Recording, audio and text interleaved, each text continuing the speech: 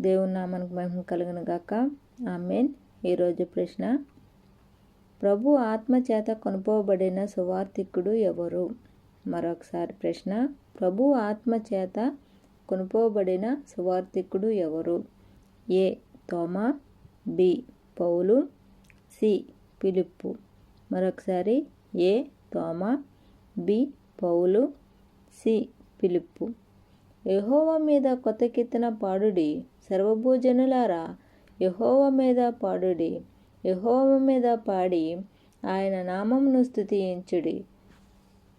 అనుదినము ఆయన రక్షణ సువార్త ప్రకటించుడి. అన్యజనులలో ఆయన మహిమ ప్రకటించుడి.